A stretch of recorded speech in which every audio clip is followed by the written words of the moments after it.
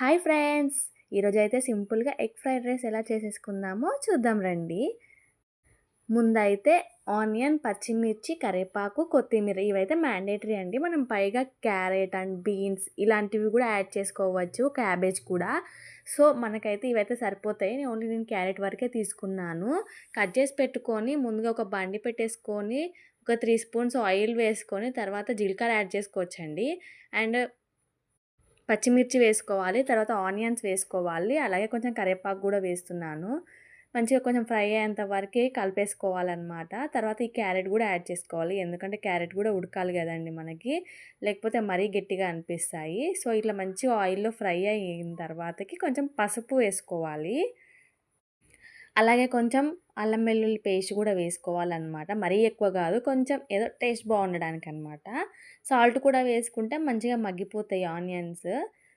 ఇట్లా మంచిగా ఫ్రై అయిన పచ్చి వాసన పోయేంత వరకి ఫ్రై అవ్వాలనమాట. తర్వాత ఇక్కడ 2 ఎగ్స్ అయితే బ్రేక్ చేసుకొని వేసుకోవాలి. నేనైతే అన్నంకి సరిపడా ఎగ్స్ వేసుకుంటున్నాననమాట.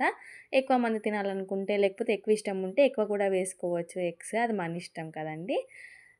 ఎగ్స్ అయితే మంచిగా ఇట్లా ఫ్రై అవ్వాలి అనమాట. ఒక 5 మినిట్స్ అయితే ఎగ్స్ ఫ్రై అయిపోతాయి మంచిగా ఇలాగా. సో, పెద్ద పెద్ద పీసెస్‌లాగా గూడా ఉంచుకోవచ్చు. లేకపోతే ఇట్లా చిన్న చిన్నగా అయినా గానీ కచ్చపిచ్చ చేసేస్తుంటే చిన్నగా అయిపోతుంటాయి గదా ఎగ్స్. సో, నేనైతే ఈ మసాలా అయితే యూజ్ జేస్తానండి. దీనివల్ల ఇంకొంచెం టేస్ట్ బావుంటుందనమాట. నూడిల్స్ మసాలా అంటారు. అసలు నూడిల్స్ తినకైతే చాలా రోజులైతుంది. 3, 4 ఇయర్స్ అయితుండొచ్చు దగ్గర దగ్గర. ఈ ఫ్రైడ్ రైసే అయితే ఇంట్లోనే ట్రై చేస్తూ ఉంటామనమాట. సో, దీంట్లోకి అన్నం యాడ్ చేసేసుకోవాలనమాట. వేడి వేడి అన్నం వేసుకుంటే టేస్ట్ అయితే చాలా బావుంటుంది.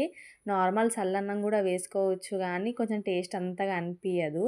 సో, అన్నం కలిపే ముందే అలాగే కారము, సరిపడా ఉప్పు అండ్ కొంచెం ధనియా పౌడర్ గూడా వేసేసుకొని మిక్స్ చేసేసుకుంటే అయిపోతదండి. ఎందుకంటే మళ్ళీ ఇది మిక్స్ చేశాక మళ్ళీ కారం, ఉప్పు ఏసి మళ్ళీ మిక్స్ చేయాలి అనంటే డబుల్ డబుల్ ప్రాసెస్ అవుతుంది. సో, అది గూడా ఒకటేసారి వేసేసుకొని ఇట్లా మంచిగా కలిపేసుకోవాలి అనమాట.